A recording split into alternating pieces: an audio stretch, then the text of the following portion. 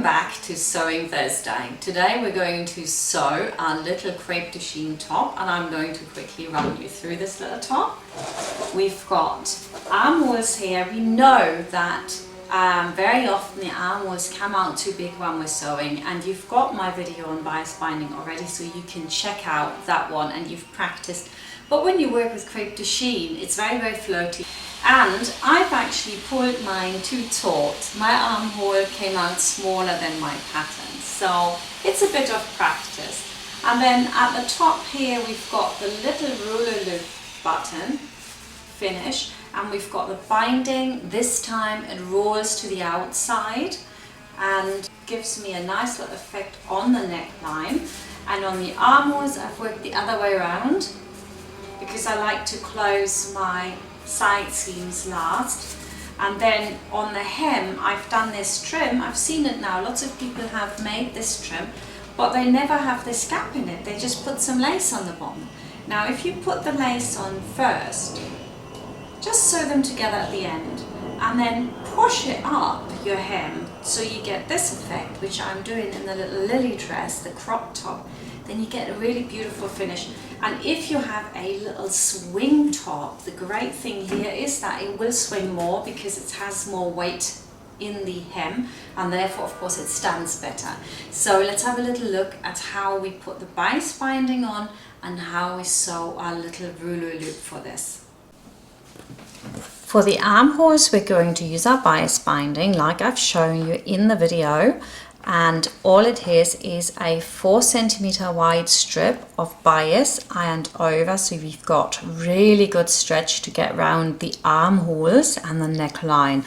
And a really good trick for this is if you starched all your fabric before you even cut it all out, then this really flimsy stuff will become quite stiff, and it will actually come out with a first wash and you've got a beautiful garment. So starch it if you're not an expert. To construct your ruler loop, what you want to do is first of all put on the little presser foot that you would use to put a zip in. It's a zipper foot. And then you want to move your needle over as far as you can go to the edge this time. There we go. On the puff machine that is really easy. I keep repeating this, but it is. I haven't seen this on any other machine work like this.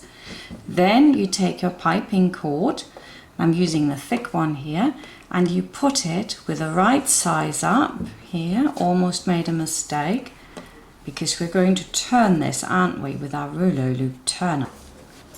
And then I'm just going to start sewing, lock in my stitch and go really close to the edge there. And because I have got my presser foot there on the edge and I've got the cord on the inside, that will determine the size, of course, and it'll come out perfect. What you want to do is make sure that your stitch length isn't too big for this, because you don't want it to come apart, and hold this really taut. On cotton, dead easy. If you have crepe de chine, then it's a little bit harder. Now, sometimes you might sew on your piping cord, and I wouldn't worry about it because you'll always have one bit, like I do here, which is perfect, and that's the bit we're using. So the key is to do a little bit more than you need. I haven't caught it anywhere, I can just pull it out. And now I've got a really slim loop right there. Now I need to cut it back, and I cut it so I leave quite a bit standing. And just as I was showing you last week, you take your ruler loop turner, which has got like this little hook, and this hook has to go into the fabric. So first of all, you push it through to the other side, and now can you see the little hook here? That is what's going to be pressed into the fabric. So here you can see the hook coming, that I've just pushed in. So now I close this. Very often this comes out because you're not holding it properly. You need to actually put your thumb on there and keep the tension while you pull it. And then out comes your ruler loop, the other end. Don't do too much at a time as well, as a good rule, like I just have, because it gets all knotted in the end. There we go. When I'm working with very delicate fabric, the ruler loop is never the same, you know, it looks horrible there. So I know my 5 centimeters here, I'm going to take out of this bit. Perfect. And then this is the one I keep for my work. Just a quick run through. Close the center back seam, iron the seams apart all the way to the top. Then close the shoulder seams and iron those apart. This is the interesting part. You've learned this in the previous lesson. You make your own bias binding and then you pull it so that none of this can stretch, but you can see that won't stretch anyway. So we're only just pulling the bias so it's nice and taut, not too much, and we're lining up with our presser foot. And then we keep doing that as we get to the curve. Now this is really important because here we have stretch already.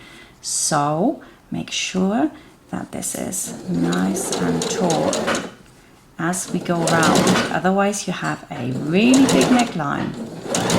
You'll also notice that your binding becomes smaller as you pull it. And make sure that this line here is always lining up with that line as well. So that's almost more important, that side. Okay, let's just pull this. I'm coming to the straight area again, so my bias binding is not going to be pulled very much in this area. Make sure that this lines up because we're turning it to the outside, so we want it to look really good. So just a little bit of a pull. Keep your eye on that side. There we go. And we're coming to the curve again. This is where necklines usually look really horrible because they go really, really big and it's very easy to do. Here it is that we really pull. Don't forget that you move the fabric. You don't move the binding all over the shop, okay? So move your piece underneath into position, but while you're pulling the top. There we go. I'm doing this on Crêpe de Chine, so this is really difficult. For you at home, not using this, it would be easy, but I thought I'll show you this on a difficult fabric so you can actually see how well this works. There, so. Okay.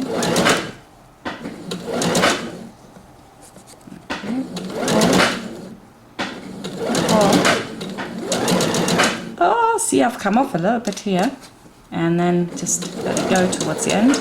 Make sure these still line up there, secure. I've got my neckline in. You can see here, got quite a lot of gather here. That's been really held in, and that's what you want for a really, really good neckline. Now, yes, we're going to cut this back. Make sure you don't cut back there. We want to leave this standing because we're going to turn that in, and it's very difficult if it's too short. And the really clever ones there are going to say, what we're going to do next? We're going to understitch. Now, depending on whether you're going to have your bias binding roll to the outside or the inside, that means, of course, the understitching is to be either on the actual top or it has to be on the bias binding. So, which one is it? Ta-da-da. Let's think about this. Okay, this rolls to the outside and it's going to be stitched down on the outside like that, looking really super duper. So, to make sure it does that this time, we're going to stitch. Where are we going to stitch? Are we going to stitch like that? Are we going to stitch like that? Yes, you clever socks. We're going to stitch the seam allowance back onto the actual wrong side of the little top. There we go. And now, as you do this, you can already see that this is going to lie in the right position. The neckline is not getting bigger. So we're going to do this. Here, stop it from rolling, and it'll sit really neatly. long.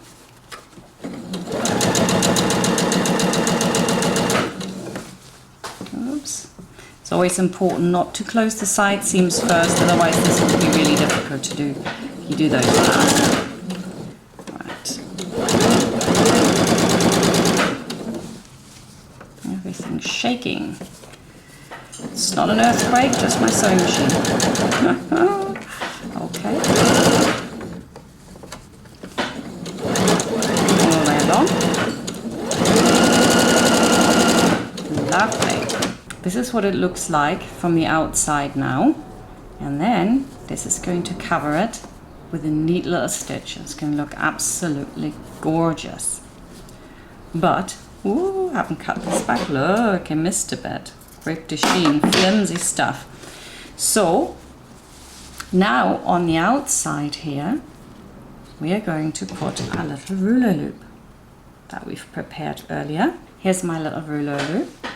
It's going to sit to the outside, and then it's going to be covered by this, which we need to turn in. Okay, so your first step, if you do one step at a time, it's not so difficult. So take your ruler loop.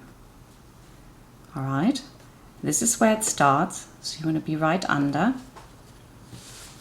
And also, if your ruler loop has got a seam, we don't want to see that, so turn that down and secure your ruler loop in here, backwards and forwards. It can be really, really rough. This doesn't have to be very good. This has just got to be big enough to get your button through. You don't want huge, huge ruler loops, and you could also pin this, of course. I do need a pin just to make sure that this doesn't move. Okay. So you could have pinned this. You can just like sew it in by hand first. It doesn't really matter too much. And backwards and forwards, and pops your anchor. You've got your ruler loop fixed in. We're going to turn this in here. I'm just going to squish it past my ruler loop. Okay, so I can see I don't need tons and tons of it, but I will fold in my corner. And I wish I had had starch. I tell you what, if you starch this first, this is not really very difficult. And then my ruler loop just sits there. This is the part where you really do have to pin this, yeah? You need to put a pin in here, otherwise this is never gonna work. And look how gorgeous that's gonna look just on the end. It's gonna sit there. We're going to start sewing, however, from the other side. Turn in my corner, like that. Turn it down. And then I would also recommend that we pin this here. And then I'm ready to sew it in. Do not go backwards and forwards. That's going to end in tears. Make sure that you have it in the right position there. I am going to make sure I've got enough hanging here on the back so I can like sew that away. And then very slowly, I'm actually going to make the stitch length a bit bigger. Move along, and stitch by stitch, you want to stitch very close to the edge here. And all we want to do is just cover the bits that we have cut back and that. So very slowly move along, and it's sort of like not the red line here, it's between, it's halfway on the plastic.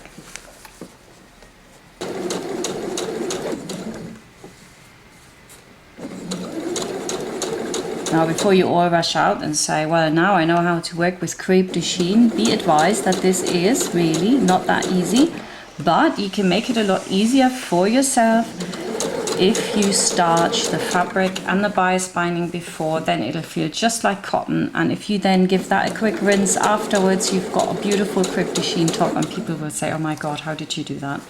Only I didn't have my starch, and therefore, of course, I have to work much harder here.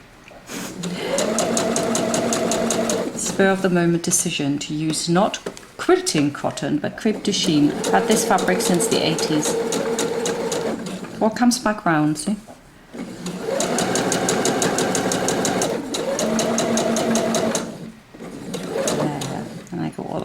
end.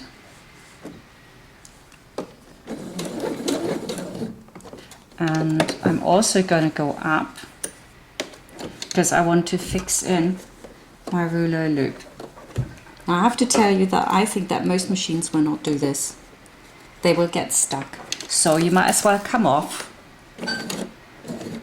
and do this bit by hand so you can get a really nice fix in here. But most machines can't do that. So you don't want the machine to eat your fabric. Test it first. If it does it, brilliant. But if it doesn't, fair enough. And there we go. We've got a beautiful neckline. Plus, we've got our ruler loop here, and all we need to do is pull a little button there. Now I'm just going to do my armhole in exactly the same way, because I haven't done my seams up yet. If I was to put this on the inside first, right, and then roll it to the outside, I couldn't close this in one go. So what I'm going to do here on my armholes, I'm going to work the other way around. That's the easiest way to do it. We're going to the inside and practicing the other way around. You just cannot do this to the inside and then the outside unless you first close the side seam, which I think is quite hard, and I'm not going to do that. So we're going to do exactly the same, taking our really beautifully stretchy crepe de Chine, and just with a little bit of stretch. I'm too wide here again. See, I want to just line up with the side. So if I wasn't so lazy, I'd start again. Keep this straight. Keep it nice and taut, but not overly taut. We only want to do that when we come to the curve, which is right here. So now this is where things stretch to oblivion. So watch really carefully now. I'm literally here stretching this, moving my fabric under. My eyes on the corner here. I'm going up.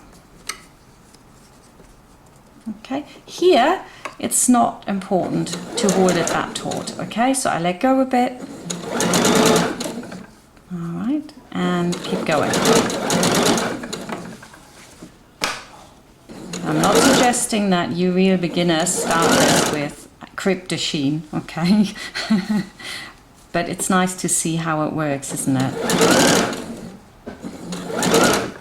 Like I said, if you do want to do this, because it's the most lightest, most beautiful fabric, start it first. There we go. And to the end. Now, oh yes, now there's the thinking hats on, everyone. Right, I'm going to cut this back, and while I'm doing this, my understitching is going to go where? Is it going on the blouse, or is it going on the bias binding? And clever socks that you are, you have worked out this time, because we're rolling to the inside, we're going to put the understitching on the binding. Also, very important, don't forget you need a really nice fine needle for this, not 90. Make sure that your seam here is in your binding. Pull it apart, like there's quite a lot of tension on here now. So you're stretching out really what you've pulled in again. If you did this without having really pulled the binding while you're sewing, it'll become a huge armhole. Now that rolls to the inside, easy. Turn it over. And now you can see this doesn't make a huge armhole, does it? Nice and small. We're now closing the side seam, and you can use this on any pattern you've got. It doesn't have to be any of mine. This particular one is not coming out till next year in the spring. Fit as well. 1 centimeter seam allowance. And then we're going to iron that seam apart. So as you can see, I have now ironed the seam apart, and now we need to turn this. It's very important always to work from the inside, so make it so you're working that way around, and then we're going to turn this in. Actually, you can really snip this back. There we go, so that it doesn't come out. Roll it over, and then now we're going to stitch this down all the way around so it's secure. As on the video where I initially showed you this, you really have to work this, otherwise you end up with big pleats. Okay, so all this fabric has to come round, and then very carefully stitching on the edge, go all the way around. Takes a bit of practice, but looks really nice.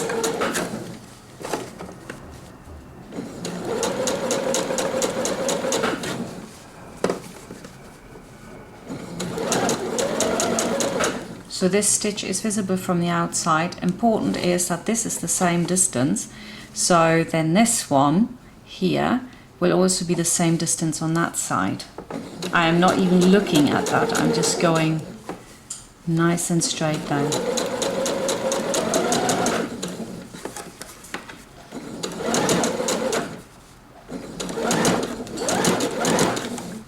All the way.